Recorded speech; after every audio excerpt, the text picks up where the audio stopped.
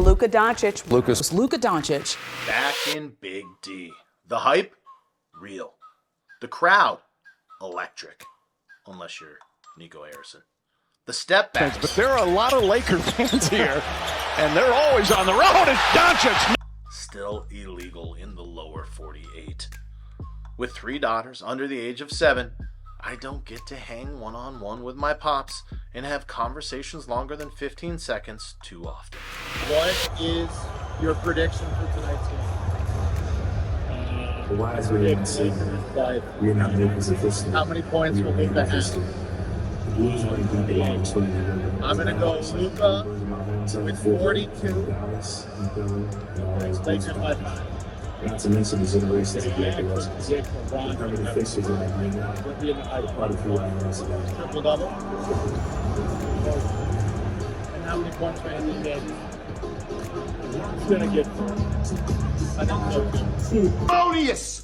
Erroneous on both counts. So this time was special. Luka's return in father-son bonding. Pretty hard to beat. But somewhere between my 7th and 8th bite of an absolutely delicious soft pretzel, as Luka did Luka things and my dad joined into the Fire Nico chants,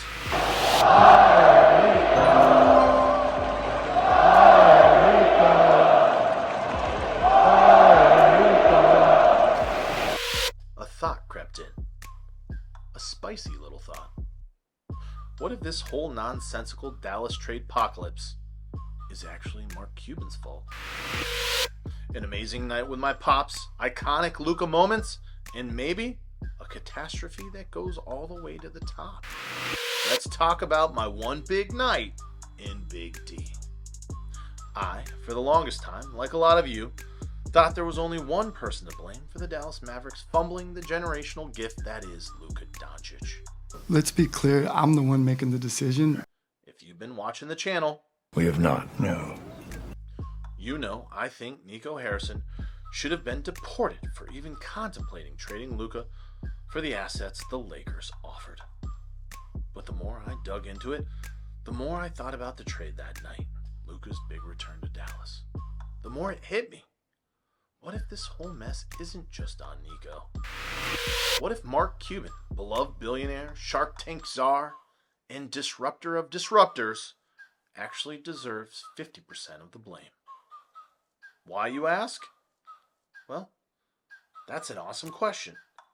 Let me lay out my line of thinking for you. Cuban has always been known for control. Absolute control. This man didn't just own the Mavs, he's been the face ever since he purchased them in 2000.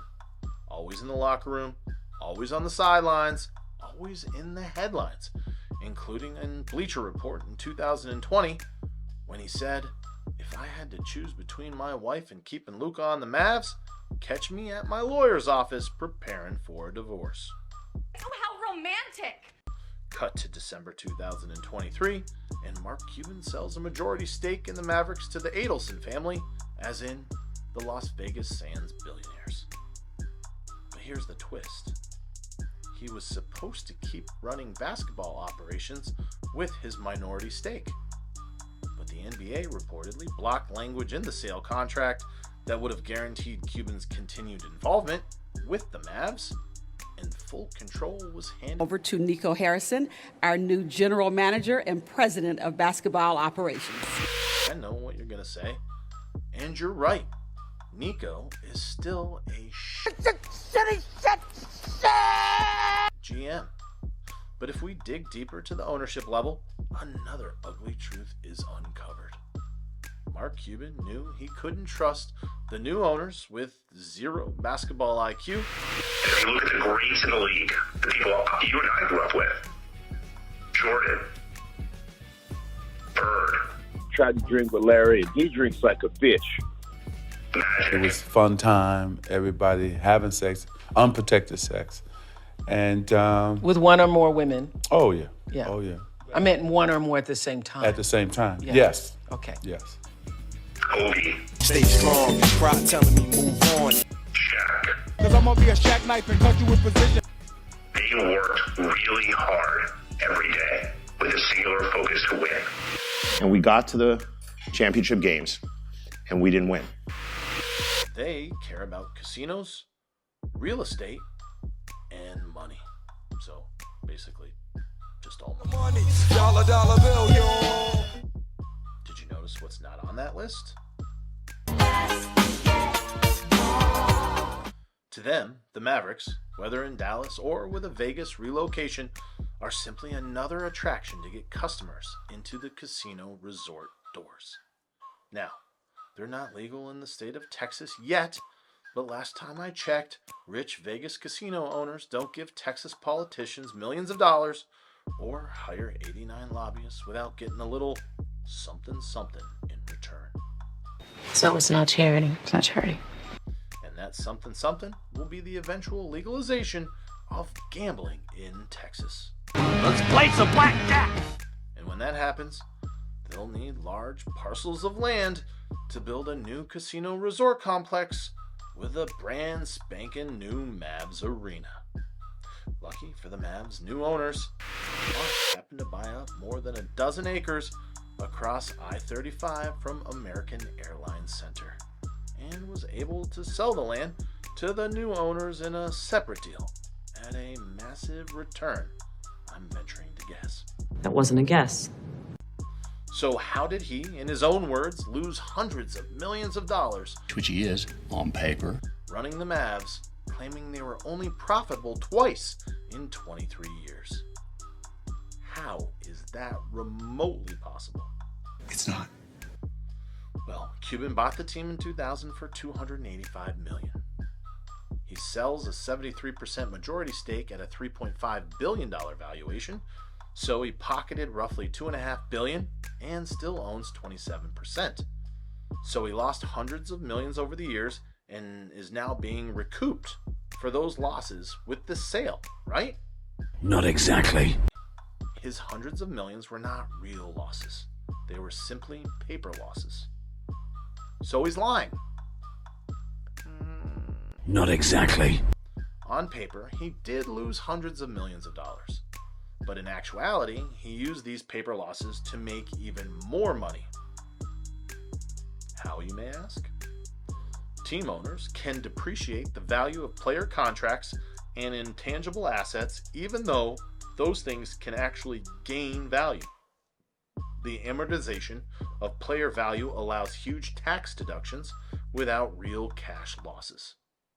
In the early 2000s, there was also a roster depreciation allowance that would have allowed writing off 50 to 100% of the purchase price over 15 years. All these deductions reduce taxable income and means less or no taxes elsewhere. These paper losses could be carried into other parts of Cuban's personal or business taxes to offset gains. This is tax loss harvesting on a billionaire scale. He could have also accessed the long-standing billionaire playbook of tax-free borrowing against assets. As the Mavs' value increased, Cuban could have used the franchise as collateral to take out loans tax-free to fund other projects, personal spending, or investments, like buying a dozen acres of land across from the arena to sell to the new owners at a sweet premium. It's all legal, and he has the right to do whatever he wants. But he doesn't have the right to say the sale wasn't about economics and money. When I bought the Mavs, it wasn't a financial investment, and honestly, selling it wasn't something I was excited to do, but I thought it was the right time to do. None of this was about economics. If he truly loved the Mavericks, Dirk Nowitzki, Luka Doncic, and the Mavs fans, no amount of money should have been able to compel an already ridiculously rich man to sell his baby at any price. Sitting there watching Luka and Lakers purple and gold solidified one simple truth. Luka Doncic would still be a Maverick if Mark Cuban owned the team. Could you have ever imagined yourself trading Luka Doncic? No. Hopefully for the remaining Mavs fans, If there's any left. the gambling bill passes within the next 5 years, or there will be another unfortunate truth. The Mavericks would still be in Dallas if Mark Cuban owned the team. He tried to make Dallas feel like the Mavs were more than an investment, but his sale and subsequent actions show that's all they ever were. Look, this isn't a full-on Cuban roast. Kind of sounds like you are. The man brought Dallas its first NBA championship, and he changed what it meant to be an engaged, modern NBA owner. But his blood is all over this Luka mess.